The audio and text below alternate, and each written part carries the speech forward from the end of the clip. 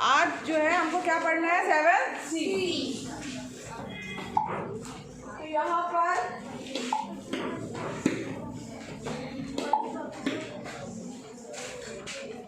7C जो है, अब यहाँ पर देखो जो युगपत समीकरण हम चैप्टर पढ़ रहे हैं इसमें जो है कई ऐसे प्रश्न हैं जिनको हम युगपत समीकरण के माध्यम से हल कर सकते हैं। इसमें संख्या संबंधी प्रश्न, भिन्न संबंधी प्रश्न, आयु संबंधी प्रश्न, ज्यामिति संबंधी प्रश्न, अनुपात और प्रतिशत संबंधी प्रश्न को भी हम इनके माध्यम से हल कर सकते हैं। तो यहाँ पर संख्या वाले तो हमने कल किए थे, एकदम शांत रहो, बात मत करो।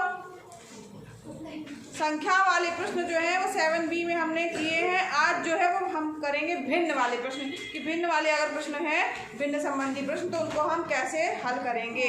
तो 7C का पहला क्वेश्चन देखिए, जब हल करेंगे तो ज़्यादा समझ में आएगा।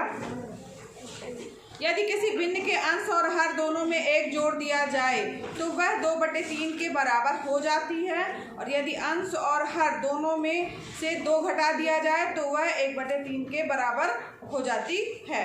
ठीक है, तो पहली बार क्या दिया गया है, भिन्न में अंश और हर। तो यानी इसका मतलब है कि भिन्न जो संख्याएं कैसी संख्याएं होती हैं। तो अगर हम बात करें भिन्न की, भिन्न का मतलब होता है अंश बटे कुछ हर, ऐसी संख्याएं जो होंगी उनको भिन्न संख्याएं कहा जाएगा। ऊपर जो लिखा होगा उसे अंश कहते हैं और जो नीचे लिखा होगा उसे क्या कहा जाता है, हर। ठीक है, तो ऐसी संख्याएं भिन्न संख्याएं होंगी। अब यहाँ पर इसका मतलब है कि हमें अंश और हर दोनों ही मानना होगा। तो यहाँ पर सबसे पहले आप मान लीजिए कि माना जो है, माना अंश बराबर x व हर बराबर y है। ठीक है, तो संख्या क्या हो जाएगी हमारी, तो भिन्न बराबर हो जाएगा क्या, x/y। ठीक, अब यहाँ पर प्रश्न कह रहा है कि यदि किसी भिन्न के अंश और हर दोनों में 1 जोड़ दिया जाए, ठीक है, तो वह 2/3 के बराबर हो जाती है। यानी कि प्रश्नानुसार अब आप लिखिए, यहाँ पर प्रश्नों को आपको ध्यान से पढ़ना जरूरी है। वो कहाँ गई लड़कियाँ वो लोग? तो यहाँ पर देखो,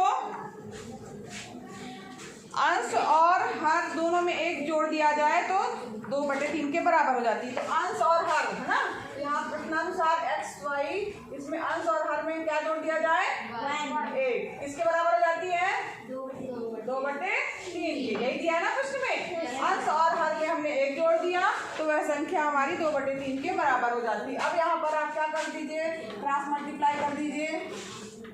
ठीक, यहाँ पर करेंगे तो क्या जाएगा, या 3 का गुणा हो जाएगा x+1 से बराबर 2 का गुणा हो जाएगा y+1। इसको हल करेंगे आप तो 3x + 3 बराबर 2y+2, 3x - 2y बराबर 2 - 3, तो 3x - 2y बराबर -1।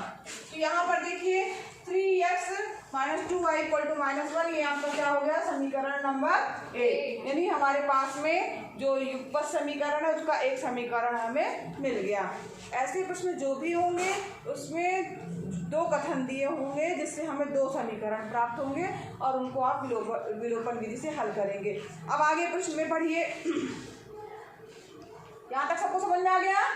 क्रॉस मल्टीप्लाई किया गया है और उसको सिर्फ हल किया गया है। अब यहाँ पर आगे दिया है, यदि अंश और हर दोनों में से 2 घटा दिया जाए तो वह 1/3 के बराबर हो जाती है। तो यहाँ पर देखिए हम क्या करेंगे, इसमें दोनों में से 2 घटाएंगे। अब फिर प्रश्नानुसार लिखेंगे, प्रश्नानुसार क्या लिखेंगे कि जो संख्या है x/y, इसमें अगर हम दोनों में से 2 घटा दें तो वो किसके बराबर हो जा रही है, 1/3 के बराबर हो जाती है। ठीक है, तो यहाँ पर देखिए, अब यहाँ पर फिर से जो है आपको क्रॉस मल्टीप्लाई करना है।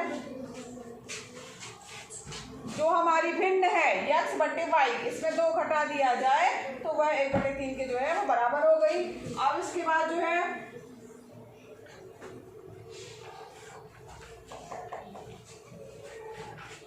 क्रॉस मल्टीप्लाई करेंगे, 3 × x - 2 बराबर वाई माइनस 2 इंटू 1, ठीक है। 1 से मल्टीप्लाई करने को क्या है, 3x माइनस 6 बराबर वाई माइनस 2।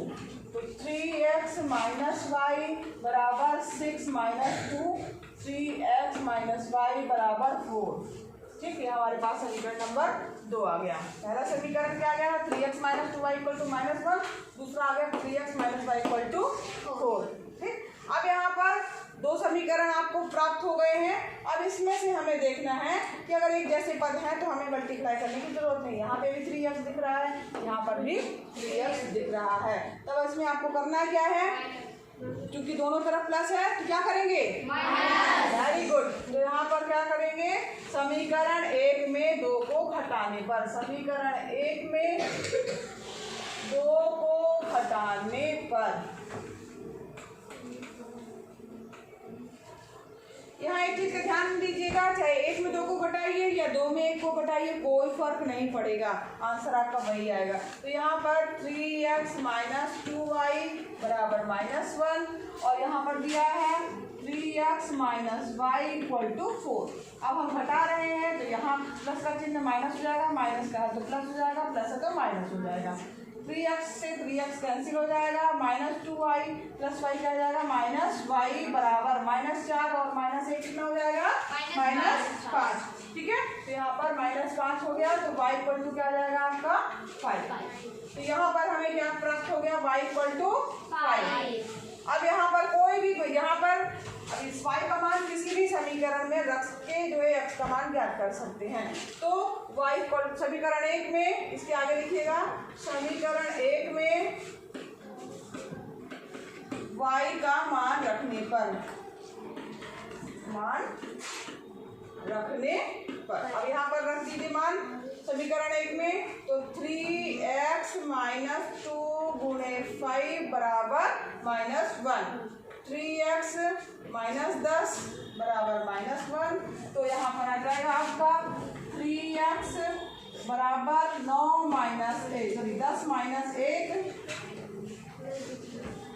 3x बराबर 10 में से क्या 9, तो x बराबर क्या हो जाएगा 9/3, 3 एकम 3, 3 त्रिकाई 9। तो यहाँ पर हमारे पास x का मान क्या आ गया, x बराबर 3, ठीक है।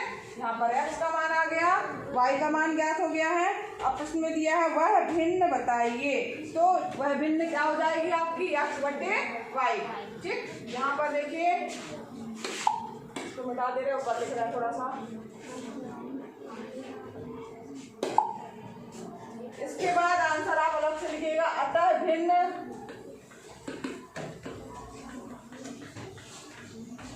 x/y, यानी x का मान क्या था हमारा 3, y का मान क्या आया 5, तो 3/5 होगी, ठीक। ये आपका उत्तर हो गया अलग से। सबको समझ में आ गया? चलो बहुत अच्छा है, नोट डाउन करो।